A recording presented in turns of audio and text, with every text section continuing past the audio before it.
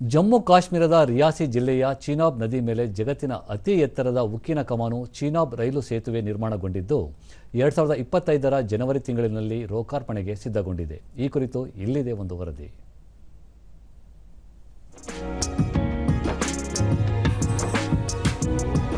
ಭಾರತೀಯ ರೈಲ್ವೆ ವಿಭಾಗದ ಉತ್ತರ ರೈಲ್ವೆ ವಲಯ 2003ರಲ್ಲಿ ಚೀನಾಬ್ ರೈಲು ಸೇತುವೆ ಲಾಗಿತ್ತು. ಬಳಿಕ 2022ರಲ್ಲಿ ಆರಂಭವಾದ ಚೀನಾಬ್ ರೈಲು ಸೇತುವೆ ಕಾಮಗಾರಿ ಸದ್ಯ ಮುಕ್ತಾಯಗೊಂಡಿದ್ದು ವಿಶ್ವದ ಅತಿ ಎತ್ತರದ ರೈಲು ಸೇತುವೆ ಎಂಬ ಹೆಗ್ಗಳಿಕೆಗೆ ಪಾತ್ರವಾಗಲಿದೆ. ಜಮ್ಮುವಿನ ಉದಾಂಪುರದಿಂದ ಕಾಶ್ಮೀರದ ಬಾರಾಮುಲ್ಲಾ ಪಟ್ಟಣಗಳ ನಡುವಿನ ನದಿ ಪಾತ್ರದಿಂದ 359 ಮೀಟರ್ ಎತ್ತರದಲ್ಲಿರುವ 272 ಕಿಲೋಮೀಟರ್ ಉದ್ದವುಳ್ಳ ಸೇತುವೆ ಇದಾಗಿದ್ದು ಕಾಶ್ಮೀರವನ್ನು ಸಂಪರ್ಕಿಸಲಿದೆ. ಆಧುನಿಕ ಮೂಲ ಸೌಕರ್ಯಗಳನ್ನು ಹೊಂದಿದ್ದು 14,000 ಕೋಟಿ ರೂಪಾಯಿ ವೆಚ್ಚದಲ್ಲಿ ನಿರ್ಮಿಸಲಾಗಿದೆ. ಕಣಿವೆ ಪ್ರದೇಶದಲ್ಲಿ ನಿರ್ಮಿಸಿರುವ ಸೇತುವೆ ಇದಾಗಿದ್ದು ಕಮಾನಿನ ವಿನ್ಯಾಸ ಎಲ್ಲರನ್ನೂ ಆಕರ್ಷಿಸುವಂತಿದ್ದು ಪ್ರಾಯೋಗಿಕ ರೈಲು ಸಂಚಾರವನ್ನು ಕೂಡ ಯಶಸ್ವಿಯಾಗಿ ಮುಕ್ತಾಯಗೊಳಿಸಲಾಗಿದೆ.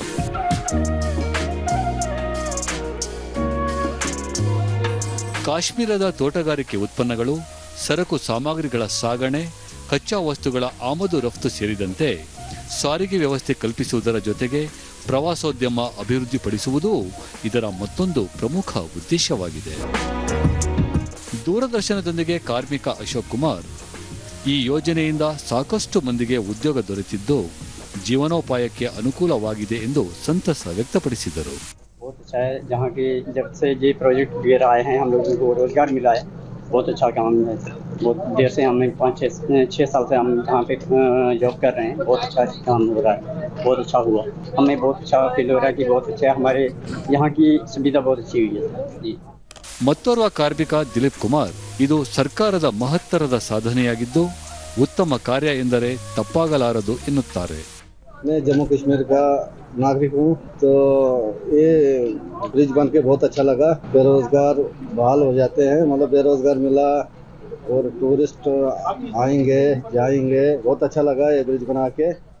ಅಧಿಕಾರಿ ಸಾಯಿನಾಥ್, ಸಿಎಸ್ಆರ್ ಪರಿಶೀಲನೆ ಕಾಮಗಾರಿ ಮುಕ್ತಾಯಗೊಂಡಿದ್ದು ಸಣ್ಣ ಪುಟ್ಟ ಕೆಲಸಗಳು ಮಾತ್ರ ಬಾಕಿ ಇದ್ದು ಶೀಘ್ರ ಮುಕ್ತಾಯಗೊಳಿಸಲಾಗುವುದು ಎಂದು ಹೇಳಿದರು. So train already CRS inspection completed. Up to Riyasi completed in the month of June. Katra Riyasi pending है.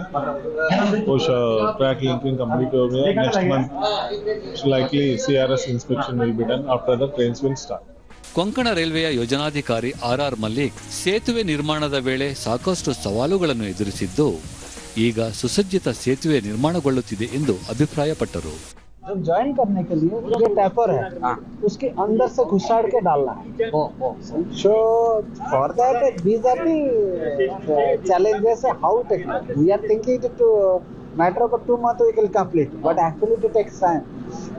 This is a invisible thing which is actually right now we are seeing the last phase of the work, which was a challenge.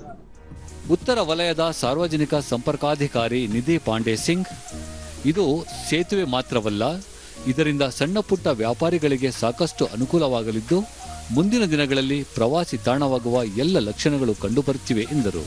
It will become the connectivity will bring in, usher in a lot of development in this region, as well as move lots of goods, personnel, military and people from one region to the other with a lot of convenience, cost effectively and conveniently.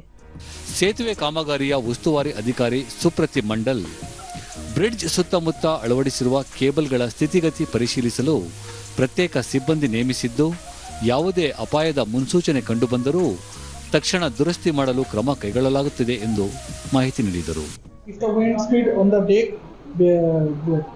Max up to 80 kilometre से ज़्यादा हो जाती है तो train automatically रुक जाएगी दोनों tunnel के.